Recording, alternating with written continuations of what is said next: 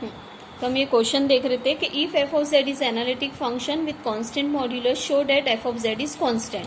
बेटा यहाँ पे क्या क्या गिवन है कि एफ ऑफ जेड जो है वो एनालिटिक है और उसका मॉड जो है वो कांस्टेंट है। This is given to you. ठीक है, तो अब हमने कैसे स्टार्ट करना है, हमने स्टार्ट करेंगे कि एफ ऑफ जेड गिवन नहीं है तो हमने f of z is equal to u plus i times v करके अज्यूम कर लिए। ठीक है, अब इसका मॉड जो है वो कांस्टेंट है तो let that constant be c. ठीक है, अब इस कांस्टेंट सी के बाद हमने मॉड की वैल्यू यहाँ से सब्स्टिट्यूट करें, इसका मॉड लेंगे एफ ऑफ जेड का, तो ये होता है under root of u square plus v square is equal to c. तब इसका रूट हटा दिए तो u square plus v square equal to c square आ गया है। ठीक है, तो it is here. Okay, now will see कि how we can prove f of z constant है। अभी तक हमने एनालिटिक को यूज नहीं की है बेटा। एनालिटिक है तो हम यही यूज करेंगे कि del u by del x is equal to del v by del y and del u by del y is equal to minus del v by del x. Analytic है तो हम ये सी आर कंडीशन यूज करेंगे हमको जहां जरूरत होगी। ठीक है, तो अब एफ ऑफ जेड को कांस्टेंट प्रूव करना है तो हम लोग प्रूव करने वाले हैं कि यू कांस्टेंट है और वी कांस्टेंट। यू और वी कांस्टेंट हो जाता है तो एफ ऑफ जेड हमारा कांस्टेंट हो जाएगा। अब u और v को कांस्टेंट प्रूव करने के लिए हम लोग प्रूव करने वाले हैं कि u और v का पार्शियल डेरिवेटिव x ही ज़रूरी नहीं है या y ही ज़रूरी नहीं है बेटा, जो भी हमारे कैलकुलेशन में आ जाए, बस u का पार्शियल डेरिवेटिव चाहिए और v का पार्शियल डेरिवेटिव x के रिस्पेक्ट में भी हो सकता है, y के भी रिस्पेक्ट में, यहाँ पे भी x भी हो सकते हैं, y ये हम जीरो प्रूव करने वाले हैं। अगर से इनका डेरिवेटिव जीरो है तो इनका u is equal to constant आ जाएगा, तो ये हमारा मेन एम है। ठीक है, तो अब हम लोग कैसे करने वाले हैं, सबसे पहले हम इक्वेशन 1 को partially with respect to x से डिफरेंशिएट करेंगे, तो ये बनेगा 2u del u by del x plus 2v del v by del x और इज इक्वल टू कांस्टेंट का डेरिवेटिव 0। फिर ये 2 और 2 यहाँ से हट जाएगा बेटा, तो ये आ जाएगा u del u by del x और v del v by del x is equal to 0। अब हम u इस इक्वेशन नंबर 1 को ही with respect to y differentiate करेंगे, तो ये बनेगा 2u del u by del y 2v del v by del y is equal to 0। फिर से हम 2 और 2 को कैंसिल कर देंगे। ठीक, ओके, कांस्टेंट का डेरिवेटिव 0 होता है, 2u del u by del y 2v del v by del y। ठीक है, अब यहाँ पे क्या करेंगे हम सी आर इक्वेशन की हेल्प से ये partial derivative with respect to y को partial derivative with respect to x में कन्वर्ट करेंगे। ठीक है, तो अब आप यहाँ पे देखिए del u by del y की वैल्यू क्या है, minus del v by del x, तो ये बन जाएगा minus del v by del x. U तो यू रहेगा और ये बन जाएगा minus del v by del x. चलिए यहाँ पे आते हैं, वी लिखते हैं, del v by del y की क्या वैल्यू है, del u by del x is equal to 0। अब देखिए इक्वेशन नंबर 2 में del u by del x पहला टर्म है तो हम यहाँ पे भी इसको पहला टर्म बना देंगे। ठीक है, और इसको हमने बना दिए दूसरा टर्म और ये है हमारी इक्वेशन नंबर 3। अब हम क्या करेंगे, ये दोनों इक्वेशन से हम del u by del x की वैल्यू फाइंड आउट करने की कोशिश करेंगे। Del u by del x find out करने के लिए हमें ये टर्म को कैंसिल करना ज़रूरी है। ठीक है, del v by del x वाले टर्म को कैंसिल करना ज़रूरी है, लेकिन यहाँ del v by del x के साथ u है, यहाँ del v by del x के साथ v है, तो हम एक काम ये कर सकते हैं, इसके पास u डाल देते हैं, इससे मल्टीप्लाई कर देते हैं और इसके पास v ला लेते हैं, तो u v ये भी u v बन जाएगा बेटा, तो ये दोनों टर्म कैंसिल हो जाएंगे।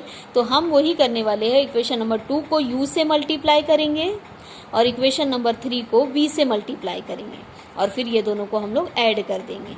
ठीक है, तो u से मल्टीप्लिकेशन पे ये दोनों कैंसिल हो जाएगा, तो ये बनेगा u square del u by del x और ये बनेगा v से मल्टीप्लिकेशन पे v square del v by del u by del x. आपने ध्यान से देखिए ये दोनों कैंसिल हो गए बेटा, ये u से मल्टीप्लिकेशन पे u स्क्वायर बन गया, ऐड करना है तो प्लस साइन डालिए, ये v स्क्वायर बन गया और is equal to right hand side पे तो कोई फर्क ही नहीं पड़ने वाला, 0 आ जाएगा। अब ये बन गया u square plus v square del u by del x is equal to 0। अब आइदर दिस इज 0 और this is 0, but this can not be 0। आप ऊपर देख सकते हैं this is equal to c square, तो दिस इज 0, ये 0 आ गया। अब ये 0 आ गया है मतलब इसका integration u is equal to some constant बन जाएगा। चलिए अब ये del u by del x हम सी आर कंडीशन को फिर से अपने मतलब के लिए यूज करेंगे। देखिए del u by del x is equal to del v by del y होता है, तो del u by del x अगर से 0 है तो del v by del y भी 0 रहेगा, तो v इज इक्वल टू फिर से कांस्टेंट b आ गया।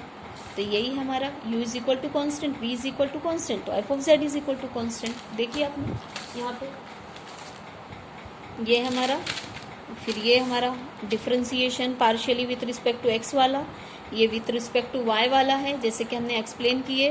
फिर ये दोनों को ऐड करने वाली स्टेप है बेटा, ठीक है। यहाँ पे आपको हम PDF प्रोवाइड करेंगे। ये 0 आ गया है और ये भी CR इक्वेशन की हेल्प से ये भी 0 आ गया। दोनों को इंटीग्रेट करें तो u C1 लिख दिया हमने, C1 C2, वहाँ पे a भी लिखे थे, यहाँ पे C1 C2, तो u C1 है, v C2 है, तो f of z is equal to constant आ गया है, ठीक है।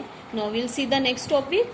नेक्स्ट टॉपिक है कि कॉन्जुगेट फंक्शन। आपको याद होगा कि f of z is equal to u plus i times v if it is analytic function.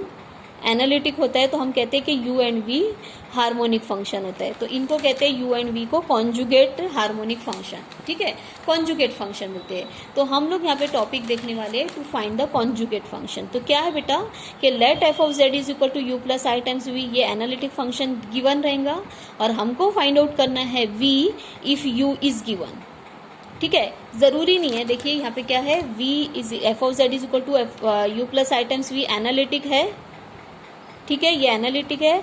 हमको u फाइंड आउट करना है, v गिवन है तो ऐसा भी हो सकता है, या v फाइंड आउट करना है u गिवन है, तो दोनों में से कुछ भी हो सकता है। तो यहाँ हम लोग का प्रोसेस जो है कि v हमको फाइंड आउट करना है, u गिवन है, ऐसा करके है, और इसके अपोजिट रहा तो भी हम लोग कर सकते हैं, ठीक है। तो करना क्या है बेटा, सबसे पहली स्टेप ये है कि f of z is equal to u plus i times v जो है वो एनालिटिक होता है, तो हम लोग लिखेंगे CR इक्वेशन, सबसे पहली कंडीशन, सबसे पहली स्टेप। सेकेंड स्टेप है कि हम इसका डिफरेंशिएशन करेंगे विथ रिस्पेक्ट टू x, तो ये बन जाएगा del u by del x और ये बन जाएगा del v by del x, ठीक है। आप देखिए बेटा, आपको ये वाला हम लोग देख रहे हैं बेटा कि v फाइंड आउट करना है, u गिवन है, तो हमको ये दोनों पार्शियल डेरिवेटिव्स की वैल्यू सब्स्टिट्यूट करना है। बट सी आपको u गिवन है तो u del u by del x substitute कर सकते हैं, del v by del x substitute नहीं कर सकते। एक मिनट, यहाँ पे CR इक्वेशन लिख देते हैं, del u by del x, del v by del y, del u by del y minus del v by del x, ठीक है। तो हम क्या करेंगे, सेकेंड स्टेप ये थी हमारी। अब थर्ड स्टेप ये है कि हम इसमें f dash of z is equal to del u by del x plus i times del v by del y को उस वेरिएबल में कन्वर्ट करेंगे जो गिवन है। तो u इज गिवन है तो हम इसको हम u में कन्वर्ट करेंगे, और कैसे कन्वर्ट कर सकते हैं हम, CR इक्वेशन की हेल्प से। आप देखिए u वेरिएबल में कन्वर्ट करना है तो यहाँ तो ऑलरेडी u है, यहाँ u नहीं है, तो del v by del x देखिए कहाँ है, ये है, तो del v by del x की क्या वैल्यू होंगी, इसको इधर ला लीजिए, इसकी वैल्यू होंगी, ये तो आए तो एज इट इज रहेगा, इसकी वैल्यू होंगी minus del u by del y, और ये रहेगा del u by del x. तो ये है हमारी थर्ड स्टेप। पहली स्टेप CR इक्वेशन लिखना है, दूसरी स्टेप डिफरेंशिएशन करना है, तीसरी स्टेप है हमें ये यहाँ पे होना चाहिए del u by del x minus i times del u by del y. Convert the equation in a variable which is given to you. अब ये बेटा कुछ एक्सप्रेशन रहेंगे, ऐसा नहीं रहेगा, हम इस पार्शियल डेरिवेटिव्स की वैल्यू सब्स्टिट्यूट करेंगे। तो आगे की स्टेप है कि x is equal to z रखना है, y इज इक्वल टू 0 रखना है, ठीक है। आपको थ्रू एग्जांपल अच्छे से समझ में आ जाएगा। You learn only this step कि पहली स्टेप है CR इक्वेशन लिखना, this is your CR equation. दूसरी step f dash of z find out करना है। तीसरी स्टेप है कि एफ डैश ऑफ जेड को u वेरिएबल गिवन है तो u में कन्वर्ट करिए, और v वेरिएबल गिवन है तो v में। अब आप एक बात देखिए, अगर से v गिवन रहता तो आप इस टर्म को एज इट इज रहने देते, ये del u by del x देखते कहाँ है, ये है, तो इसको इसकी जगह लिख देते del v by del y, ठीक है। तो ये हमारी तीसरी स्टेप। चौथी स्टेप सेम है, x is equal to z, y is equal to 0 रखना।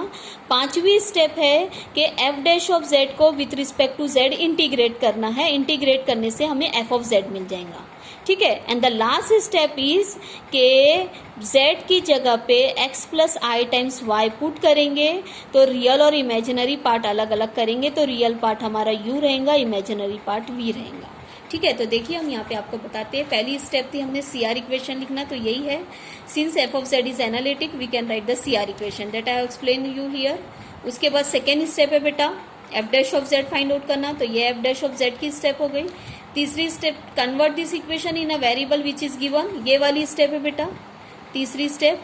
चौथी स्टेप हम आपको पीछे बताते हैं, x is equal to z और y इज इक्वल टू 0 रखने वाली स्टेप ये है, 5वीं स्टेप है integration, integrate with respect to z, we get f of z। और लास्ट स्टेप है कि z की जगह पे x plus i times y रखेंगे और रियल और इमेजिनरी पार्ट को अलग अलग करेंगे, तो we can find the conjugate function v या u। जो भी फाइंड आउट करना है हम फाइंड आउट कर सकते हैं। These are the steps to find the conjugate function. तो आप इतना पूरा देख के लिख के रखेंगे बेटा। इंशाल्लाह नेक्स्ट लेक्चर में हम ये वाला क्वेश्चन करने वाले हैं कि कॉन्जुगेट फंक्शन को कैसे फाइंड आउट करना है। ठीक है, तो अभी हम लोग रुक जाते हैं। बाय बाय, अल्लाह हाफिज़।